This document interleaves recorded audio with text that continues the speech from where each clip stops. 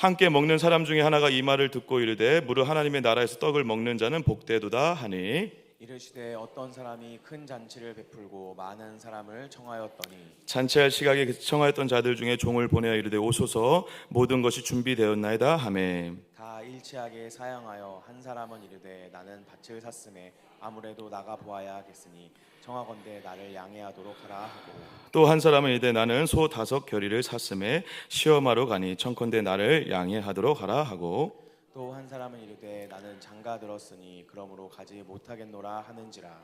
종이 돌아와 주인에게 그대로 고하니 이에 집주인이 노하여 그 종에게 이르되 빨리 시내의 거리와 골목으로 나가서 가난한 자들과 몸 불편한 자들과 맹인들과 저는 자들을 데려오라 하니라. 종이 이르되 주인이여 명령하신 대로 하였으되 아직도 자리가 있나이다. 주인이 종에게 이르되 길과 산 울타리가로 나가서 사람을 강건하여 데려다가 내 집을 채우라. 같이요. 내가 너희에게 말하노니 전에 청하였던 그 사람들은 하나도 내 잔치를 맛보지 못하리라 하였다 하시니라. 아멘. 할렐루야. 우리 옆에 분 바라보면서 인사해 보겠습니다. 오늘도 하나님을 기대합시다. 하나님을 기대합시다. 네, 그리고 사랑합니다. 축복합니다. 인사해 주십시오. 네, 감사합니다. 오늘 조명이 조금 다른 것 같은데 제 느낌인가요? 얼굴이 더 밝아졌죠? 제가 위를 못 쳐다보겠습니다. 주님 내려오실 것 같아가지고. 조명을 조금만 줄여주시면. 앞을 보는데 자꾸 눈이 부셔가지고 제가 좀 힘드네요. 네, 지금 7시 53분에 제가 설교를 시작합니다. 잘 기억해 두십시오. 왜냐하면 자꾸 길게 하신다는 얘기가 있으셔가지고 요즘에 굉장히 많이 줄였거든요, 제가. 근데 오늘 찬양에 은혜가 많아가지고 찬양이 길었습니다. 할렐루야. 53분입니다. 7시 53분. 잘 기억해 두시고 말씀 들어주시면 감사하겠습니다. 오늘 거꾸로 있는 예수님의 비유 10번째 시간이네요, 벌써. 제가 언제까지 예수님의 비유를 할지 모르지만 웬만하면 모든 비유를 제가 한번 다 다뤄보려고 하고 있습니다. 어쨌든 10번째 시간인데요. 오늘 소문난 잔치에 먹을 거 없다, 있다? 있다. 할렐루야. 네. 오늘 누가복음 14장 이 큰 잔치의 비유로 알려져 있는 비유 본문 말씀을 가지고 나누려고 합니다. 여러분, 잔치에 초대되신 적 있으시죠? 최근에도 우리 교회의 어느 집사님의 따님의 결혼식에 우리가 또 결혼잔치에 혼인잔치에 초대돼서 기쁘고 행복한 시간, 또 축복하는 시간을 함께 보냈는데요. 잔치가 우리 모두를 행복하게 하는 이유는 베푸는 자나 청함받는 자나 모두 그 안에서 먹고 마시고 교제하면서 서로 축하하고 하나가 될 수 있는 기쁨과 즐거움이 있기 때문에 그렇죠. 그래서 성경에서도 실제로 이 잔치를 뭐에 비유를 많이 하냐면 하나님의 나라에 비유를 많이 한다라는 것입니다. 그래서 이사야 말씀에 하나님의 나라가 올 것이다라고 예언하면서 이사야가 이런 말을 하고 있습니다. 제가 한번 읽어볼게요. 만군의 여호와께서 이 산에서 만민을 위하여 기름진 것과 오래 저장하였던 포도주로 연회를 베푸시리니 곧 골수가 가득한 기름진 것과 오래 저장하였던 맑은 포도주를 하실 것이며 또 이 산에서 모든 민족의 얼굴을 가린 가리개가 열방 위에 덮인 덮개를 제하시며 사망을 영원히 멸하실 것이라.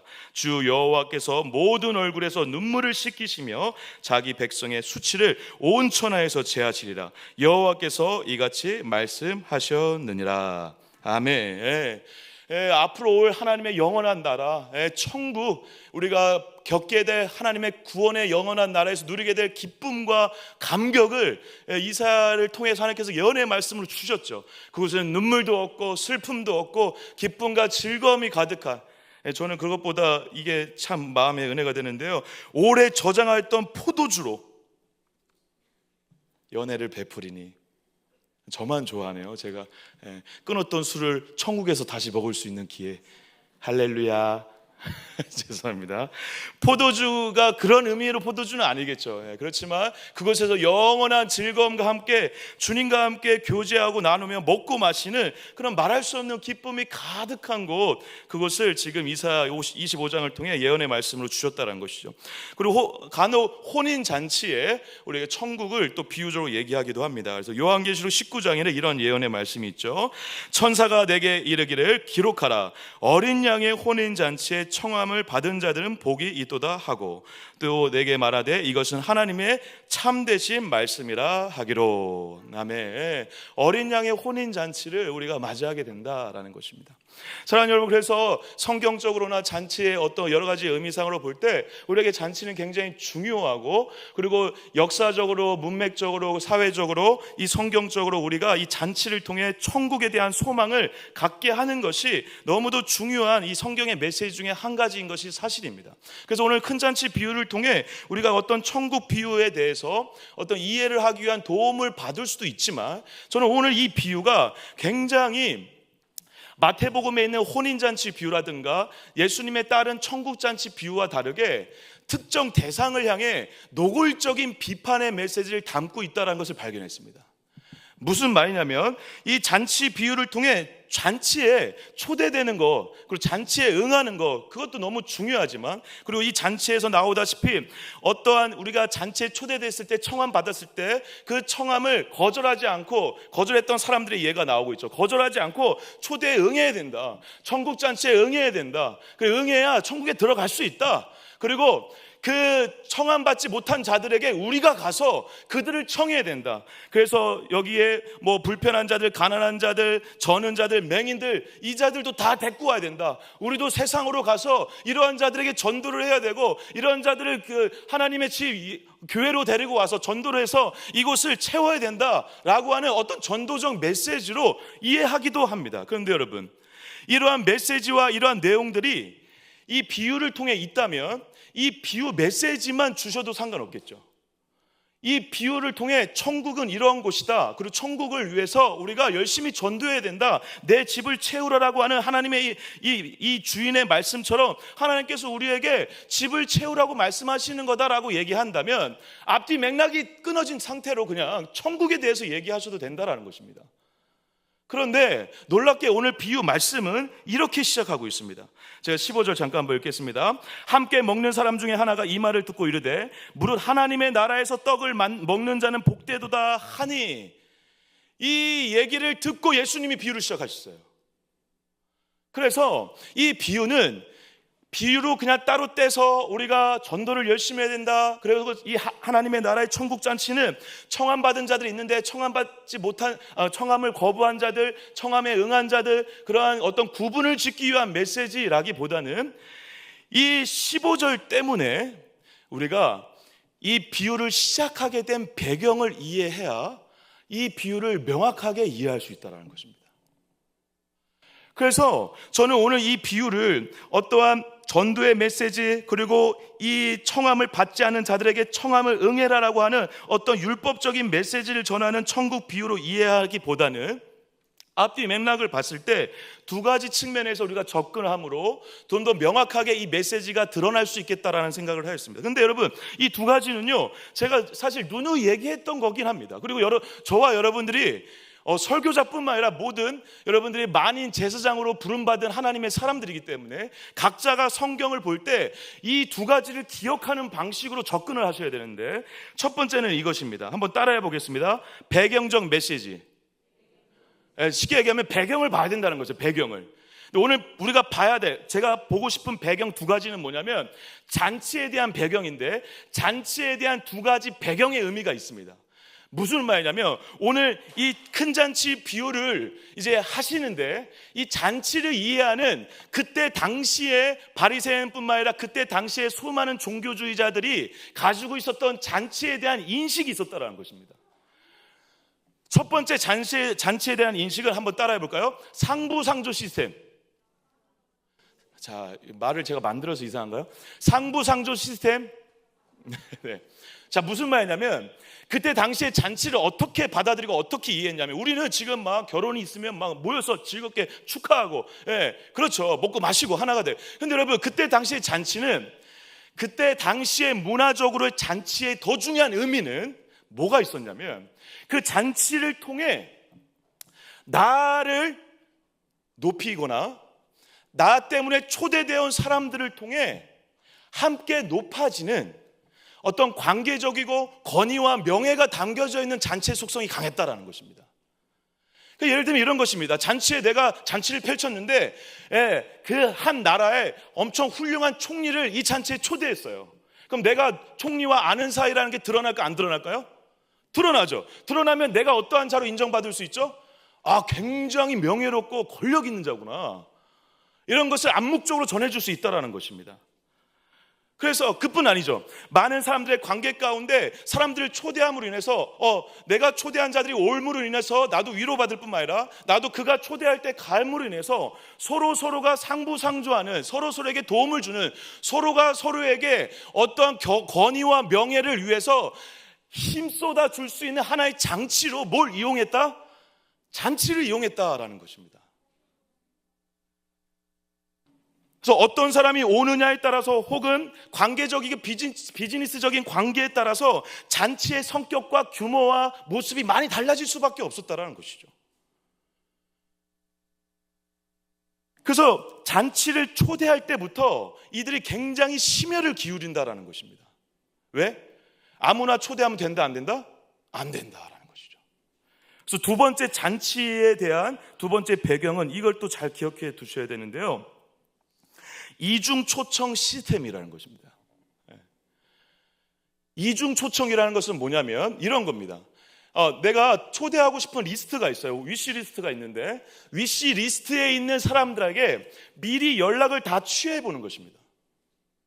미리 연락을 다 취해봐서 내가 원하는 날짜에, 오늘 날짜에 그 사람이, 내가 초대하고 싶은 사람이 올 수 있으면 초대 명단에 넣고, 올 수 없으면 일단 제외시켜 놓는 거예요. 왜?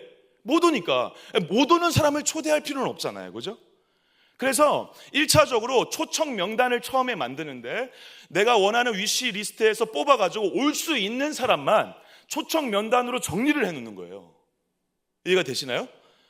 그러면 당일날 이제 그 초청 명단을 가지고 종들한테 얘기를 하는 거예요. 이 초청된 자들에게 내가 다 얘기해놨으니까 오기로 했어. 가서 모시고 와. 언제? 당일날. 이해가 되세요? 그러면 초청되어 오는 사람들이 대부분 올까 안 올까 여러분? 대부분 와요. 안 올 수가 없죠. 왜? 이미 약속을 했잖아요.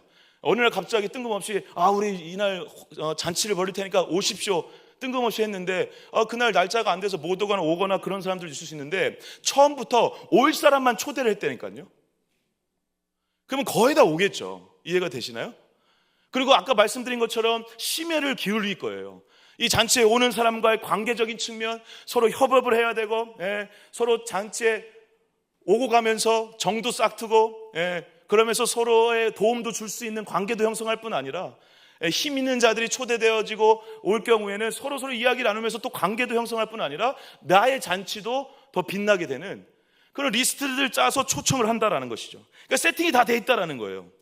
그런데 그런 잔치에 대한 개념과 이해를 가지고 있는 자들에게 오늘 예수님이 비유를 얘기하신 거예요. 이게 너무 중요하다는 것입니다. 그러니까 앞으로도 여러분 잔치를 생각할 때 우리가 생각하는 잔치와 그들이 생각하는 잔치가 다르다는 걸 기억하셔야 돼요. 근데 그런 상황 속에서 오늘 비유를 한번 보세요. 큰 잔치를 베풀었어요. 16절 17절인데요. 우리 본문 말씀 한번 같이 한번 읽어주실까요? 16절 17절 시작. 이르시되 어떤 사람이 큰 잔치를 베풀고 많은 사람을 청하였더니 잔치할 시각에 그 청하였던 자들에게 종을 보내어 이르되 오소서 모든 것이 준비되었나다 하매. 여기 또 나오죠. 처음에 청하였어요. 청하였던 건 1차 초청이었고 초청 명단 만드는 거였고 당일날 어떻게 했다고요? 종들을 보내서 어떻게 했다고? 다시 초청을 했다고요. 그런데 놀랍게 어떤 일이 벌어지냐면요. 제가 다음 한번 읽어볼게요. 다 일치하게 사양을 했대요. 잔치에 초대를 했는데 분명 온다고 약속했거든요. 와야 되는 거예요. 근데 당일날 됐는데 종까지 보냈는데 갑자기 안 온다는 거예요. 이런 첫 번째 이유가 뭔지 아세요? 18절입니다. 다 1차 사양에 한 사람은 나는 밭을 샀음에 아무래도 나가봐야 하겠다. 여러분, 밭을 사서 나가봐야 되기 때문에 잔치의 청함을 내가 거절한다? 이것은 그때 당시 있을 수 없는 일입니다. 왜냐하면 밭을 사가지고 그 밭이 좋은지 안 좋은지 확인하는 것은 그것은 순서적으로 맞지가 않아요. 그들이 이미 밭을 샀을 때 어떠한 작업을 다 마친 거냐면 이 밭이 좋은지 나쁜지 샅샅이 조사한 다음에 밭을 사요. 근데 그 밭을 산 다음에 내가 이제 밭을 좀 나가봐서 밭이 좋은지 안 좋은지 알아봐야 되겠다? 이건 논리적으로 맞지 않은, 그러니까 핑계인 거예요. 핑계. 말도 안 되는 핑계를 대는 거죠. 두 번째 좀 마찬가지. 19절 제가 읽어볼게요. 또 한 사람은 이르되 나는 소 5겨리를 샀음에 시험하러 가니 청컨대 나를 양해하도록 하십시오. 여러분, 소 5겨리면 10마리를 얘기해요. 한 겨리에 두 마리를 한 쌍으로 한 겨리라고 하는데 10마리거든요.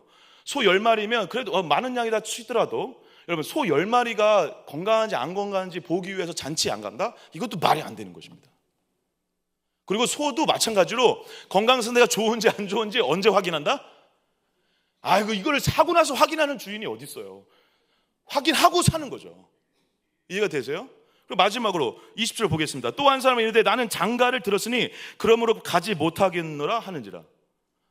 여러분, 신명기 말씀에 물론 율법적으로 장가든 자는 전쟁에도 나가지 못하도록 보호해주고 충분한 시간을 갖도록, 가족들과 시간을 갖도록 하는 말씀이 있지만 장가 든다고 잔치에 못 갈 이유는 없습니다. 하물며 부인하고 같이 가면 돼요. 그럼요. 그러니까 결론적으로 뭐냐면 이 세 명 다 지금 말도 안 되는 핑계를 대고 있다는 거예요. 그러면 여러분들이 바리새인이라고 쳐보세요. 지금 예수님이 막 이 얘기를 하고 있을 때 여러분들이 반응이 어때야 되는 게 정상이냐면 이거 뭐야? 말도 안 되는 일이 지금 버거워지고 있는 거예요. 이상하다? 아닌데 이러면 안 되는데? 이 거부하는 자들이 좀 이상한 것 같은데? 혹은 주인에 대한 다른 얘기를 들었나? 이 잔치는 가야 되는 자리인데? 약속했으면 가야 될 뿐 아니라 초청받았으면 그 자리는 너무 좋은 자리죠. 왜? 서로 상부상조하며 서로 힘을 나누며 관계를 맺으며 좋은 것들을 만들어낼 수 있는 기회거든요.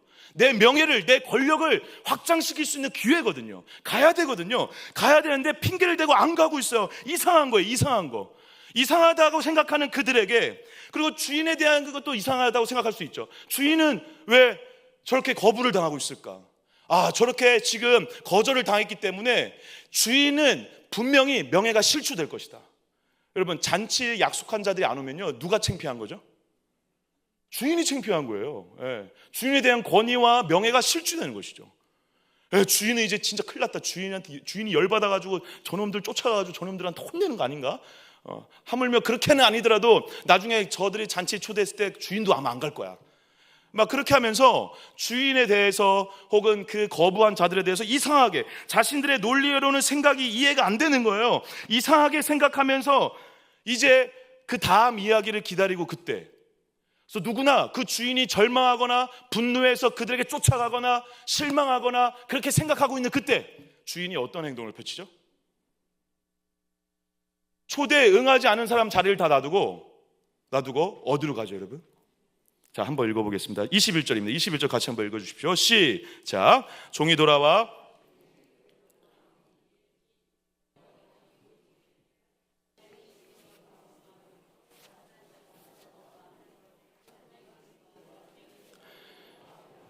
데려라 하니라. 아멘. 네, 가난한 자들, 몸 불편한 자들, 맹인과 저는 자들 데려라. 여러분, 이 네 가지 이 문장은요, 이사야 말씀에도 계속 반복되기도 하고, 그리고 고난당하고 환난당하고 그리고 연약한 자들 대표적으로 상징적으로 보여주는 대표적인 단어들이죠. 이런 자들을 데리고 오라고 하는 거예요. 사랑하는 여러분, 이 데리고 오라고 하는 이 대반전의 이야기를 듣고 바리새인들 입장에서는 어땠을까요? 이해를 전혀 할 수 없는 것입니다. 왜냐하면 바리새인들은 이들을 초대하면 돼요, 안 돼요? 바리새인들 입장에서는 안 돼요. 잔치는 그런 데가 아니라니까요. 이들이 생각하는 잔치는 그런 데가 아닌 거예요. 그런 데가 아니기 때문에 이런 얘기를 듣고 주인의 이런 행위를 듣고 너무 놀랐을 거예요. 말도 안 된다 생각했을 거예요. 그리고 그들이 가지고 있었던 생각과 사고와 그리고 사고 방식에 엄청난 도전을 줬을 거예요. 근데 그게 목적이라는 거예요. 누구의 목적? 이 비유의 목적. 이해가 되십니까? 그래서 다시 얘기하면 예수님은 너네들이 가지고 있는 그 잔치에 대한 개념, 그리고 하나님의 나라에 대한 개념, 너네들이 가지고 있는 사고방식, 그리고 율법을 통해서 너네들이 가지고 있는 그 말로 형용할 수 없는 어떤 편견들이, 그 사고방식이 다 지금 깨져야 된다라는 것입니다.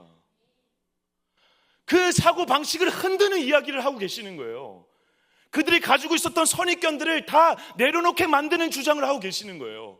잔치는 건강한 사람들이 와야 돼. 잔치는 좋은 사람들이 와야 돼. 잔치는 우리가 함께 만나고 교제하며 우리의 힘을 키우는 우리의 집단을 위한 하나의 좋은 도구야. 잔치를 통해서 우리는 축제가 벌어질 거야. 우리가 행복해야 돼 라고 생각하는 그들에게, 아니야, 그 잔치에 환난당하고 핍박당하고 고난당하는 자들이 가야 돼. 그들이 진짜 잔치의 주인공들이야. 그들이 가야 잔치가 잔치다워지는 거야. 너네들이 가지고 있는 모든 사고의 체계를 버려야 돼. 진짜 천국은 그런 게 아니야 라고 얘기하시는 거라는 거야. 실제로 여러분 쿰난 공동체라고 하는 이 쿰난 공동체에서 썼던 어떤 문서에 보면요, 이러한 문장들이 있다고 합니다. 메시아 잔치에 어떤 이방인들도 참여할 수 없다. 오직 율법을 지키는 경건한 유대인들만 참여할 수 있다. 좋은 책, 쿰난 공동체가 썼던 그 책에도 이러한 편견들이 있었다라는 것입니다. 그런데 예수님이 그거 다 부시겠다라는 것이죠. 예수님이 그 모든 것을 부시기 위해 이 땅에 오셨다라는 것입니다. 그것을 부심으로 인해서 진짜 천국이 몸소 보여주셨고 몸소 보여주실 뿐만 아니라 오늘 비유를 통해서 우리에게도 도전하고 계시다는 것이죠. 사랑하는 여러분, 저와 여러분들이 생각하고 있는 인간적인 모든 사고의 체계가 말씀을 통해, 이런 비유의 말씀을 통해 깨질 뿐 아니라 깨짐으로 인해서 우리를 있는 그대로 받으신 그 천국의 잔치에 불편하고 다리 저는 자고 맹인이었다라는 것을 기억하는 자로 살아가시길 주님을 축복합니다. 그래서 지금 이 비유를 시작하셨다라는 것이죠. 이방인들의 마음 가운데 있는 뭔가 율법을 통해서, 이 잔치를 통해서 자기들만의 리그를 만들었던 그들에게 그들의 사고 자체를 흔드는 비유를 지금 하고 계시다는 것입니다. 그런데 아까 얘기 드린 것처럼 이런 배경적인 지식과 더불어 이제 두 번째를 같이 한번 살펴봐야 되는데요. 그건 뭐냐면, 따라해 보겠습니다. 문맥적 메시지. 자, 문맥을 잘 봐야 된다는 것입니다. 아까 말씀드린 15절에서 어떠한 한 사람이 지금 이 말을 했는데, 뭐라고 말을 했는데 비유를 시작하셨거든요. 근데 그 말이 사실 좋은 말이에요. 무슨 말이냐면, 제가 다시 한번 읽어볼게요. 15절입니다. 무릇 하나님의 나라에서 떡을 먹는 자는 어떻다? 여러분, 하나님의 나라에서 떡을 먹는 자는 복되다. 완전 성경적이죠. 그죠?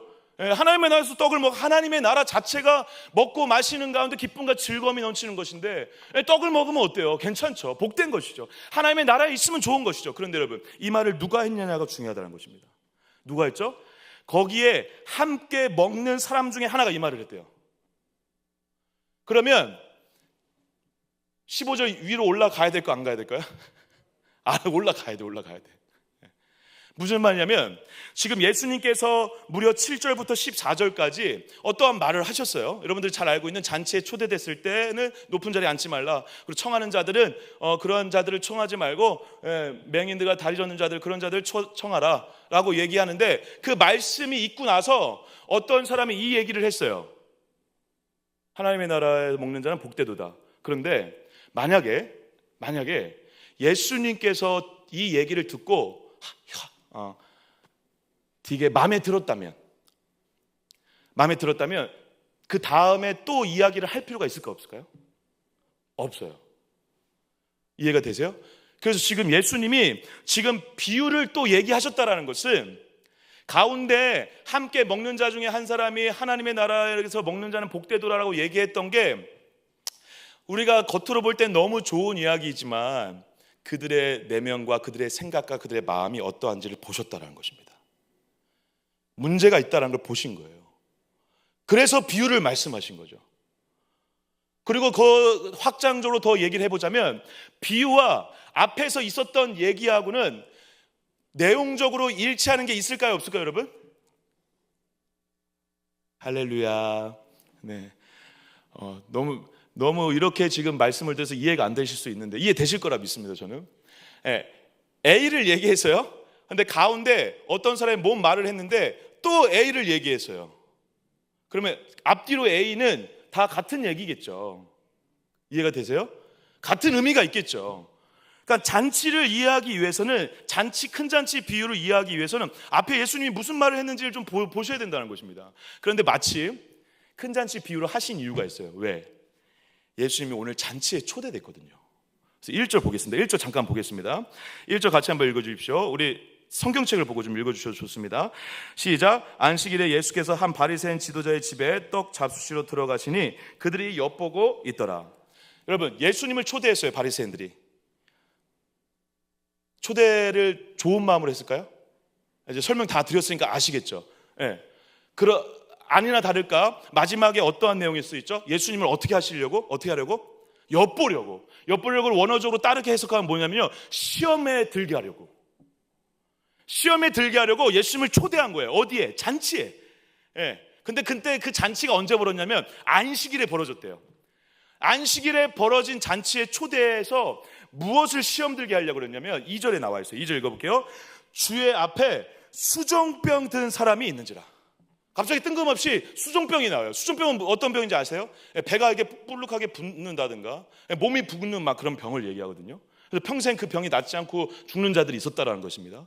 그 자가 갑자기 있는 거예요. 여러분, 이 자는 왜 있었을까요? 이제 이해가 되시죠? 왜 있었을까요?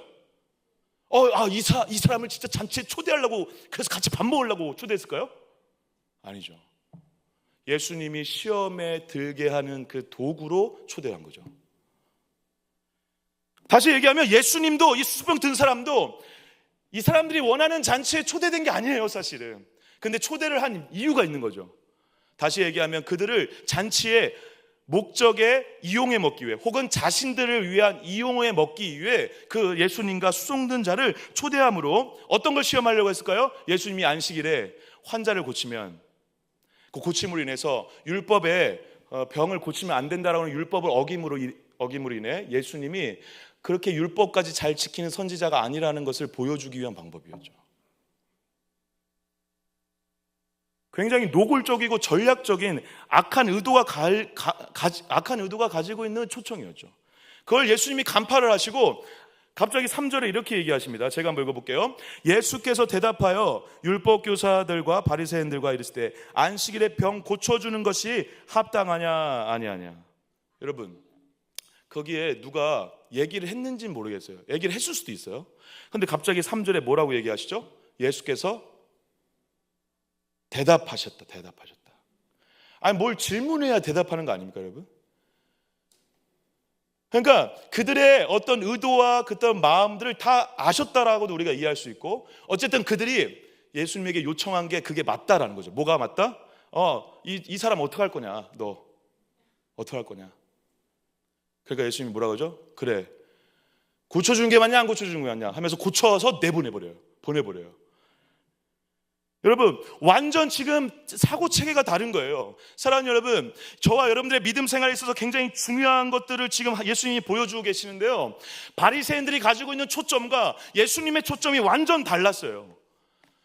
바리새인들이 가지고 있는 초점은 이 수종병 든 자를 통해 예수님을 시험 걸게 함으로 자기들이 원하는 목적을 이루는 도구였어요.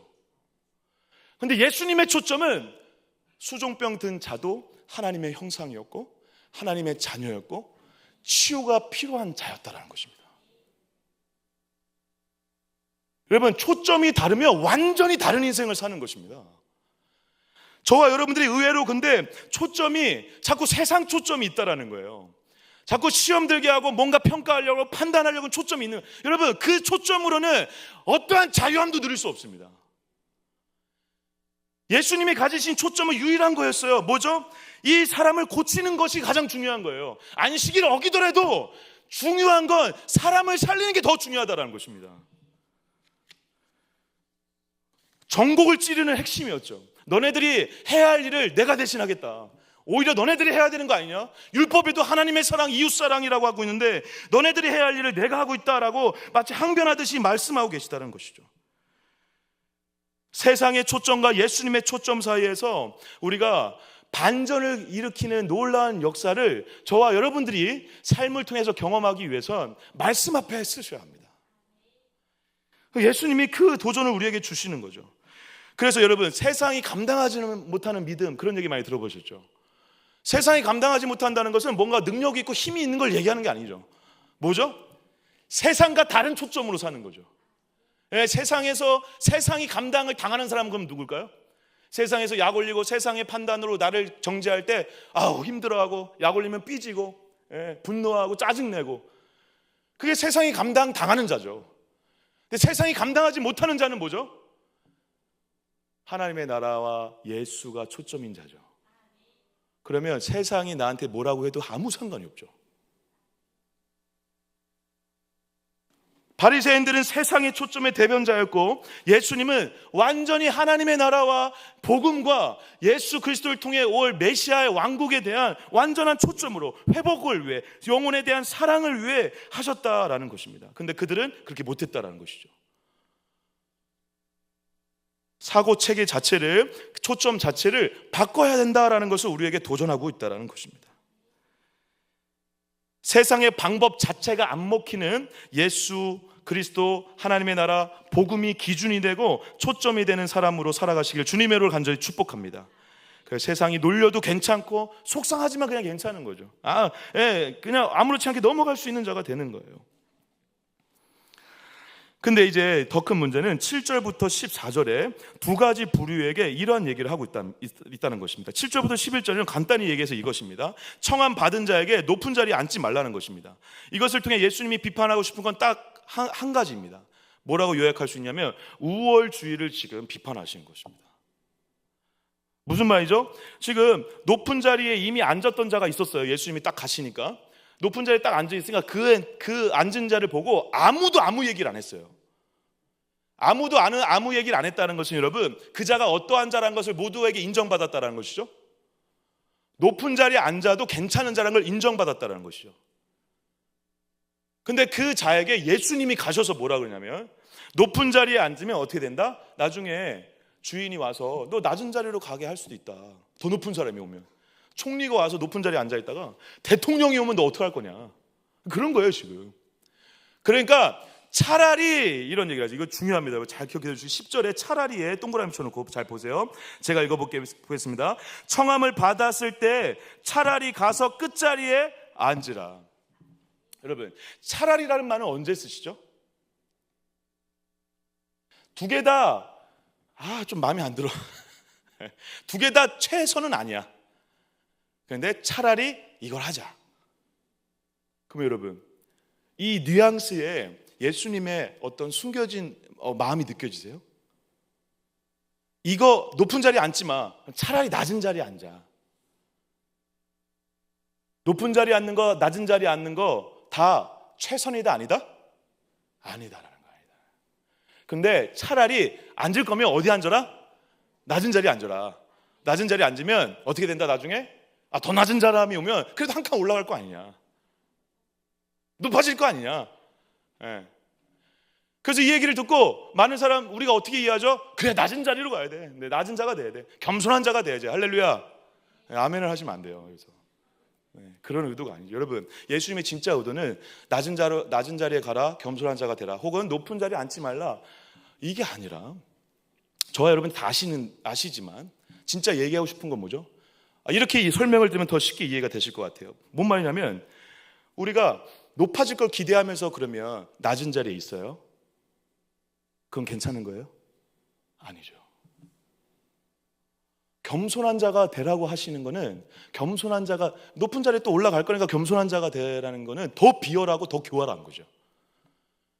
예수님이 진짜 이걸 통해서 얘기하시는 것은 겸손한 자가 되라는 게 아니라, 너가 우리의 마음이, 우리의 생각이 어떠한 방향으로 향하는지를 늘 점검해야 된다라는 것입니다.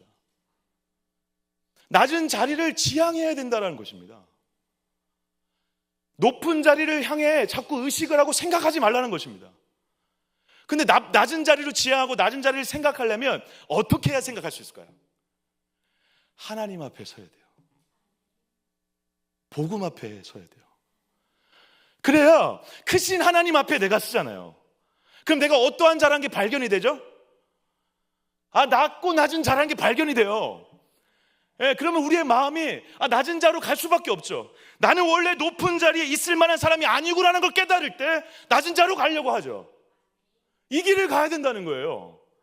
저와 여러분들 평생 단언하건대 겸손한 자로 살기 진짜 힘들 것입니다. 그래서 무슨 싸움을 하셔야 되냐면 하나님 앞에 서는 싸움을 하셔야 돼요. 그래서 크신 하나님의 은혜와 사랑 때문에 내가 이렇게 낮은 자이구나라는 것을 발견해서, 내가 원래 높은 자리에 있을 만한 사람이 아니구나라는 것을 발견해서 우리의 마음이 늘 낮은 곳을 자연스럽게 향할 수 있는 방향으로 사셔야 된다는 것입니다. 지금 예수님은 그 얘기를 하시는 거예요. 너네들끼리 지금 모여가지고 율법 잘 지킨다고 다 우월주의에 있다라는 거예요. 아니야, 얘들아. 그게 아니라 진짜 중요한 것은 가장 낮은 자로 오셔서, 이 낮고 낮은 이 땅에 오셔서 우리의 마음 가운데 천하고 부족하고 연약한 자들의 마음 가운데 오셔서 우리를 영원한 생명의 나라로 인도하심으로 우리를 살리신 예수 그리스도의 죽음과 부활이 우리에게 실제가 되는 방식으로 기억하라라는 것입니다. 사랑하는 여러분, 오늘 무엇을 기억하면서 사세요? 모든 것은 하나님의 은혜로 다 얘기하시면서 또 내 열심, 내 노력, 내 실력, 내 능력, 가족들의 어떤 상황, 내 주변에 어떤 사람들이 있고 없고, 어떤 권력을 가지고 있고 어떤 명예를 가지고 있고 없고로 살아가고 계십니까? 아니요, 여러분. 평생 겸손한 자로 살 수 없습니다. 우리는 원래 누군가를 높은 자리에서 바라볼 만큼 판단할 능력이 없습니다.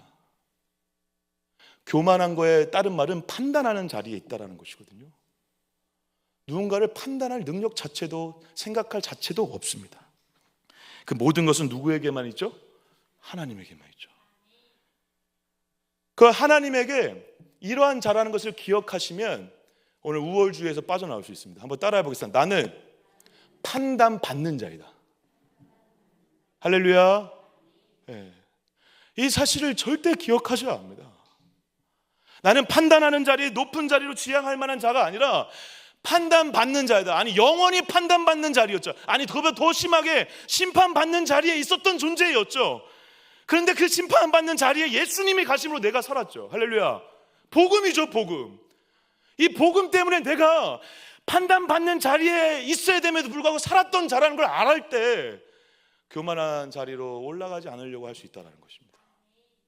저와 여러분들의 힘으로 절대 겸손해질 수 없습니다. 제가 단언하지만 그렇게 겸손해지는 건 다 가짜예요. 가짜. 겸손하면서도 나 겸손케 나를 바라보는 사람들의 눈을 의식하는 자죠, 우리가. 진짜 겸손한 자가 언제 되어지죠? 나는 진짜 판단받을 수밖에 없는 자, 높은 자리에 갈 만한 자격이 없는 자라는 걸 알 때 하나님 안에서 자연스럽게 낮은 자리로 가게 된다는 것입니다. 예수님은 지금 청함 받은 자에게 그 얘기를 하고 계시는 거예요. 야, 너가 지금 높은 자리에 앉았냐? 차라리 낮은 자리, 아니야, 낮은 자리에 앉으면서도 넌 높은 자리에 갈 사람이다. 우리는 그 자리에 가서는 안 된다. 예수님은 가장 낮은 곳에 나를 살리기 위해 오셨다라는 것입니다. 그리고 이제 마지막으로 12절부터 14절에 누구에게 이제 얘기하시죠? 이 잔치를 청한 자에게 이제 얘기하세요. 청한 자에게 한 걸 한번 12절에 제가 한번 읽어볼게요. 또 자기를 청한 자에게 이르시되 내가 점심이나 저녁이나 베풀거든 벗이나 형제나 친척이나 부한 이웃을 청하지 말라. 두렵건대 그 사람들이 너를 도로 청하여 내게 갚음이 될까 하느라. 그러면서 13절에도 이렇게 얘기하십니다. 잔치를 베풀거든 어떻게? 차라리. 또 차라리가 나오죠. 최선이다, 최선이 아니다? 아니다. 그러면 이 얘기를 하시면서 최선을 또 숨겨 놓으신 거죠. 근데 예수님이 이런 방식으로 얘기를 많이 하세요. 얘기 다 해놨는데 실제로 진짜 얘기하고 싶은 건 뭔가 우리가 생각을 하게 만드시죠. 용서하라 라고 얘기하시잖아요. 용서하라의 진짜 의미는 뭐죠? 7번째 이름은 다 용서해라. 용서가 돼요? 안 되죠. 근데 용서하래요. 100번이고 용서하래요. 오늘도 용서 못하는 사람 갖고 왔는데 내가 지금 용서하래요. 용서하라는 의미는 진짜 뭐죠? 진짜 용서를 할 수 있는 힘은 언제 나오죠? 내가 수천 번 용서받은 자라는 걸 알 때 용서가 되는 거죠. 복음 앞에서 내가 예수님 때문에 수천 번 용서받은 자라는 걸 알 때 용서가 되는 거죠. 예수님의 저희는 거기에 있었죠. 이것도 마찬가지입니다. 청한 자에게 차라리 이렇게 하라는 것은 불편한 자, 저는 자, 맹인들을 초대함으로 인해서 나중에 14절에 얘기한 것처럼 네가 의인들한테 갚음을 받을 게 있을 거야. 복 받을 거야. 복 받으니까 복 받기 위해서 열심히 이런 자들을 어떻게? 초대해. 잔치에 초대해. 이런 얘기가 아니에요. 그들은 이러한 자들을 초대할 마음이 있다 없다? 없다. 초대할 수도 없다. 그들의 사고방식, 어떤 사고방식? 청한 자의 사고방식 중에 하나는 바로 이것이었습니다. 바로 집단주의였습니다. 집단주의. 아까 말한 것처럼 상부상조의 시스템이 있다고 그랬죠. 서로 주고받고 도와주며 관계를 맺으며 힘을 얻는 그들만의 리그. 그래서 그들의 입장에서는 이 다리를 저는 자, 불편한 자를 초대할 필요가 있습니까? 없습니까? 초대할 수 있습니까? 없습니까? 없어요. 근데 그들에게 그렇게 하라는 거예요. 그래, 너 못하지? 그래, 니네들 사고 방식 자체가 잘못됐다. 그 얘기를 하시는 것입니다.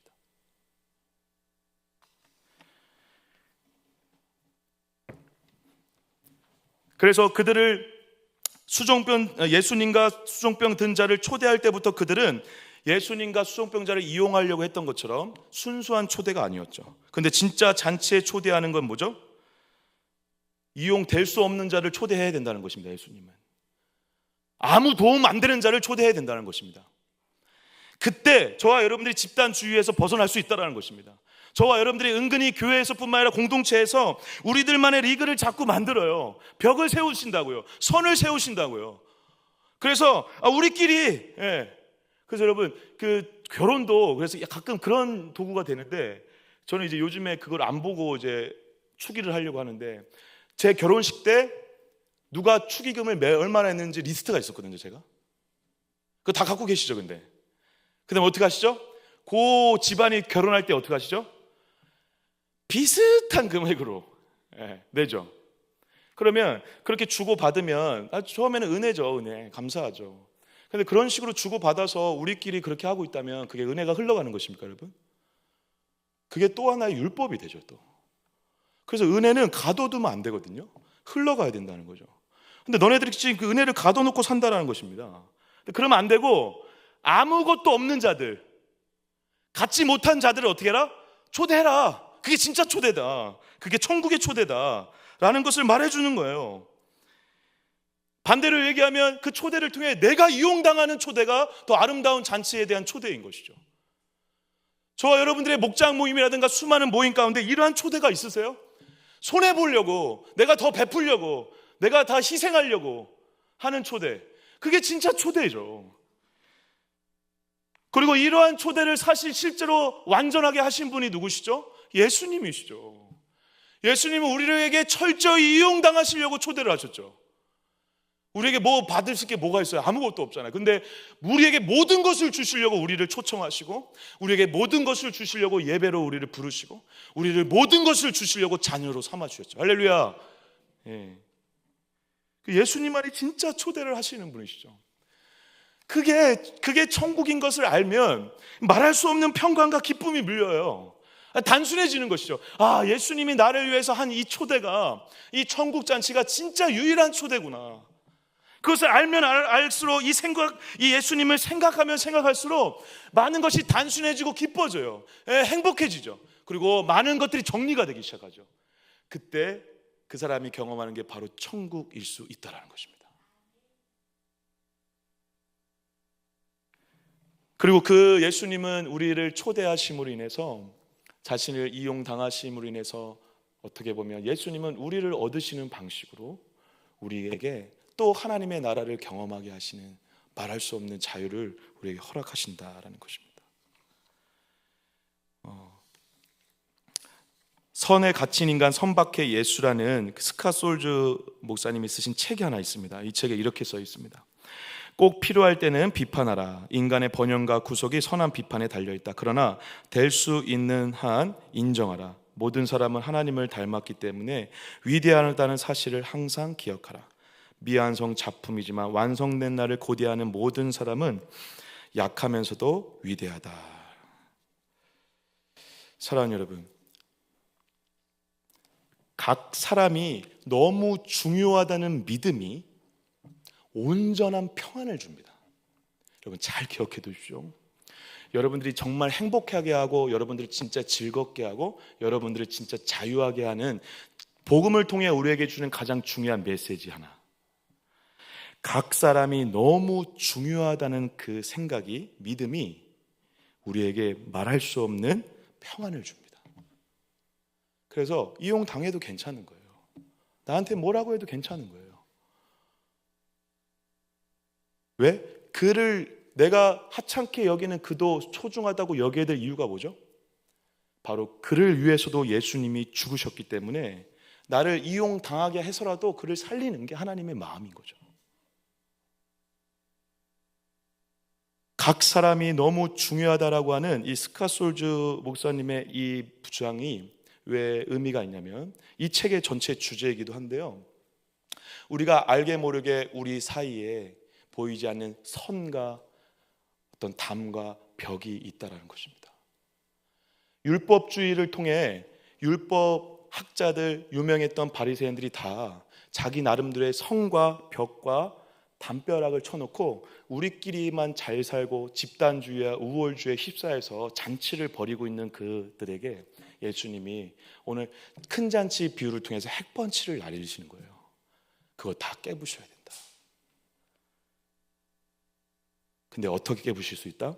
집단주의와 우월주의 이 모든 것을 어떻게 깨부실 수 있다? 하나님 앞에 내가 서서 내가 하나님의 크신 은혜에 비하면 너무 작은 자라는 걸 알 뿐 아니라 나뿐 아니라 상대도 예수의 핏값으로 사신 가장 소중한 자라는 걸 알 때 우리의 마음이 평안해질 뿐 아니라 우리의 담들이, 선들이 무너지고 없어지는 역사가 있게 된다는 것입니다. 그래서 예수님이 하신 일이 바로 그 일 때문이잖아요. 에베소서 2장 14절 15절입니다. 우리 같이 한번 읽어볼까요? 마지막으로 같이 읽겠습니다. 시작. 그는 우리의 화평이신지라 둘로 하나를 만드사 원수된 것 곧 중간에 막힌 담을 자기 육체로 허시고 법조문으로 된 율법을 폐하셨으니 이는 이 둘로 자기 안에서 한 세 사람을 지어 화평하게 하시고. 아멘. 여러분, 화평하게, 마지막에 세 사람을 지어 화평하게 하시기 전에 뭘 폐하신다고요? 율법을 폐하시는데, 율법을 폐하시는 건 우리들 인간적인 삶 가운데 있는 모든 담들을 얘기하는 거죠. 그래서 14절에 중간에 막힌 담을 자기 육체로 허셨다라고 하시는 것입니다. 사랑하는 여러분, 우리와 하나님과의 막혔던 담을 예수 그리스도의 피로 그 육체를 허심으로 그 담을 헐어물어 내셨어요. 그래서 저와 하나님, 우리와 하나님이 만날 수 있는 길을 예수님이 여셨죠. 할렐루야. 이 복음 때문에 우리가 살았잖아요. 근데 이 담은 하나님과 우리의 막혔던 담뿐만 아니라 모든 담을 허물었다라는 것입니다. 저와 여러분들이 살아가고 있는 가정, 공동체, 직장, 교회, 심지어 교회 목장, 교회 이 작은 공동체마저 우리들만의 리그에서 담을 쌓고 있다라는 것입니다. 그래서 우리만 괜찮으면 다 괜찮다라는 식으로 서로를 바라보고 있어요. 그 율법주의에 갇혀서 우리가 가지고 있는 그 신앙의 엄청난 무게와 기쁨이 아니라 우리끼리만 서로 잘해주고 은혜를 베푸면 괜찮다라고 다 담을 세우고 있다는 것입니다. 그러한 믿음의 생활을 하고 있는 우리 모두에게, 그래서 천국을 누리지 못하고 있는 우리 모두에게 예수님이 말씀하시는 것입니다. 그 모든 담을 예수 그리스도의 죽음으로 허셔 우리 모두가 예수 안에 한 몸이 되게 하셨다. 오늘 갈등을 일으켰던 그 누군가에게 찾아가셔야 돼요. 내가 관심이 없던 그 목원에게 찾아가셔야 합니다. 내가 그동안 미워했던 그 누군가에게 찾아가셔야 돼요. 거기에 주님이 계십니다. 거기에 하나님의 나라가 시작될 수 있습니다. 아무쪼록 저와 여러분들의 인생 가운데 모든 막힌 담을 허무시고 우리에게 온전한 자유와 평안을 주시기 위해 이 땅에 오신 예수 그리스도의 그 몸 자체, 삶 자체, 복음 자체가 우리에게 실제가 되어져서 나는 어떠한 방식으로든 높은 자리에 올라간 자가 아닐 뿐만 아니라 우리 모두도 각자가 너무 소중하고 귀한 자라는 것을 알아 저와 여러분들의 모든 삶의 방식이, 초점이 오직 예수, 오직 복음, 하나님의 나라에 초점을 둬서 저와 여러분들을 통해 하나님의 나라가 임하는 역사가 있기를 주님의 이름으로 간절히 축복합니다. 저와 여러분은 그 하나님의 나라의 백성으로 부르신 자인 줄 믿습니다.